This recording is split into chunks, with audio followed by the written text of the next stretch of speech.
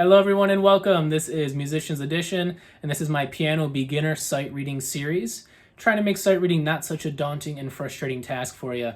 So the idea here is we're going to build up our momentum with each part that we do here. This is now part 2. So for part 1, I hope you have tuned into that one. That is pretty much as basic as it gets, the kind of notes, introducing you to the idea of how I approach sight reading. And now part 2, we're still going to have only one hand playing at a time. So we're not getting too frustrating yet. But we're going to go ahead and practice some of those same skills with some bigger gaps here, a bit more going on with the notes. And eventually, stay tuned for our future parts. We're going to be combining both hands together here. So let's go ahead and jump over to the piano. All right, so we're going to do another 4 exercises here for our part 2. So this is going to be another instance where we do not have notes overlapping. This is going to be our last set of exercises where that's not going to be the case. So it's going to go right hand followed by left hand instead of both at the same time. So we'll have 4 exercises practicing that.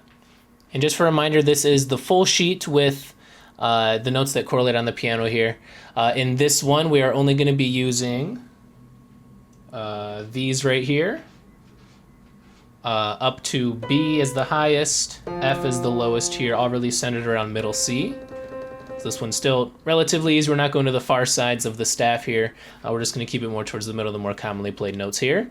But this is the full sheet for those of you who want to look at it. And as far as rhythm goes, we're going to be seeing quarter notes, half notes, and whole notes in this one. So we're still not getting anything too complex. We're not going to add eighths. This one especially, it's going to be pretty easy for us. All right, so exercise number 5. So for this first one, I'll go ahead and just kind of walk you through it, how I'm going to approach this, and then for these next 3, I'll give you guys the chance to try them by yourselves as well. For number 5, we're starting with the right hand, and I'll tell you for all of these, you want your hands resting position at the start to be just like this.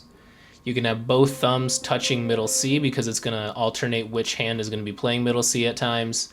And then you want each finger after that to have its own spot, going out like that. These are going to be all the notes that we're going to see here. So with that right hand, I have to name that first note. That first note should be very common and one that you should hopefully know. That is middle C.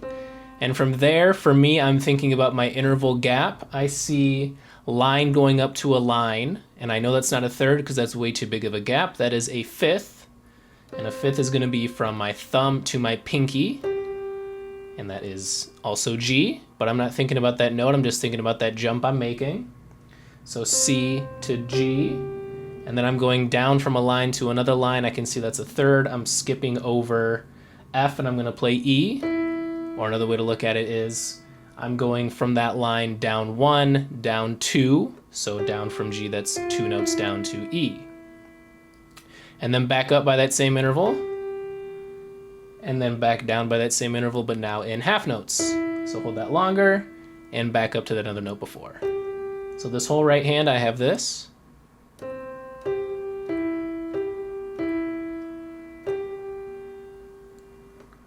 Okay, easy enough. Left hand, we're going to go ahead and do this one too.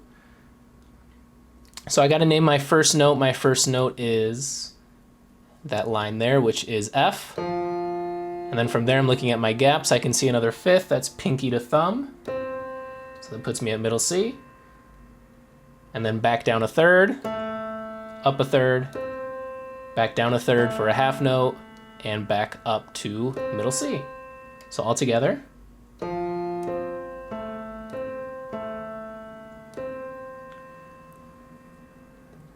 Okay, so if you did watch my previous video covering these, you know I'm not going to be paying attention to the note names, more just those gaps or how many notes up or down I'm going to be going, and that's a much quicker method for me that I do recommend you guys use as well too for sight reading.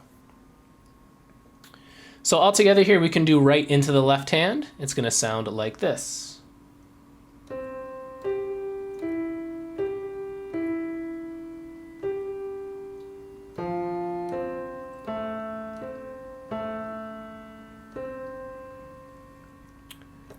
All right, and that is going to be it for this first one. On this next one, I'm going to give you guys the chance to practice before I go ahead and show you what to do. So let's go jump ahead to exercise 6 if you are ready for it. So our next one, we've just got half notes and quarter notes. We've got similar notes and similar kinds of jumps here, so if you're able to play that first one, exercise 5, you should be able to play this one. So go ahead and take a look at this. Have your hands in the same starting position here with both thumbs on middle C. And go ahead and see if you can figure it out. And just pay attention to half notes in the first bar and then quarter notes in the second.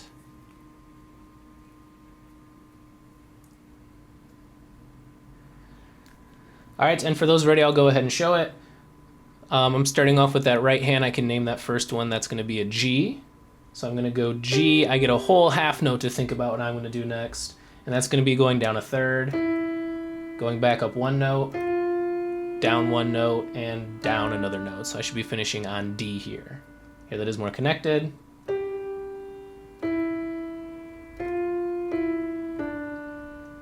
Into the left hand, my first note. I see that as the top space, that's G.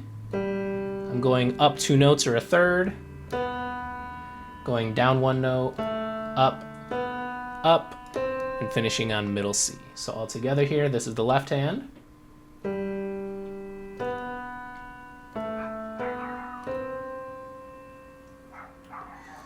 All right, should be doing good there. So that is right and then left for exercise 6. I think this one's pretty easy, especially if you're able to do that first one there. And now we have one more. We're cutting out half notes, and this is going to be all quarters. So we got to be ready to think a little bit faster without having those longer gaps. But again, here everything is either seconds or thirds. So going up one note or two notes at a time, that's it. So we should be able to follow along with this. I'm going to go ahead and do our starting note for that right hand. It is G. And go ahead and see if you can take it away from there. Just paying attention to down or up, one or two at a time. And then for that left hand, we're starting off at middle C with the same idea. So go ahead and give it a shot. So taking this one with the right hand, we are starting off with G. We are going down one, down two, up two, down one, down two, up one, up another. Finishing on E. That's our 8 notes. All right, and for this left hand, we're gonna go ahead and do the same thing. So we're starting off on middle C, and we're gonna go down two, up one, up two, down one, and up another. That puts us at middle C. So this one's nice and smooth all the way through.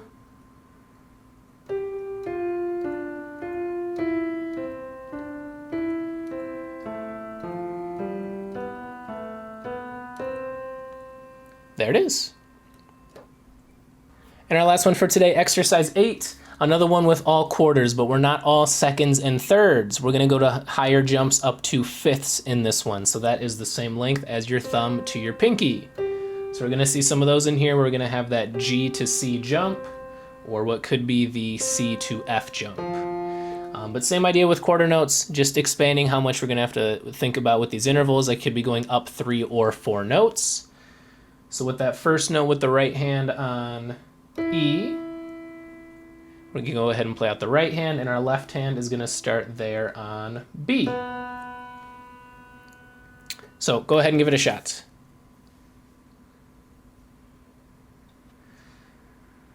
All right, so I'm starting with E, and this is what this one's going to look like here for those ready. E, I see going up 2, that's a third, to G.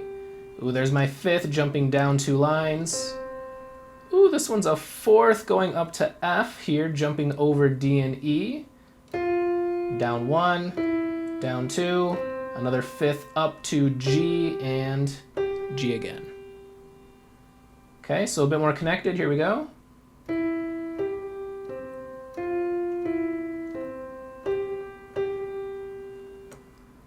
Right hand done. Left hand, starting off on B.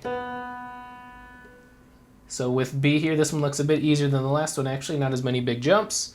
We're gonna go B, B, down 2, down 1, up 1, up 1, down 1, and G again. Here it is more connected.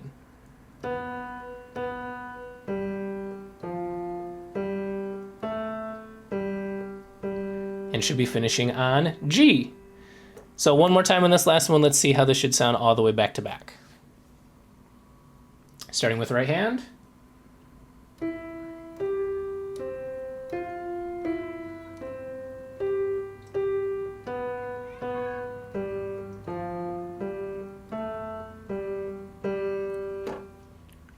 And we're done.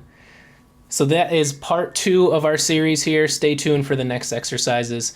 This is our last round going just right and left hand separated. Now we really put a lot together and get our brains working with these next set, which is going to be playing some at the same time. So I hope this is great practice for you with reading one hand at a time, right versus left.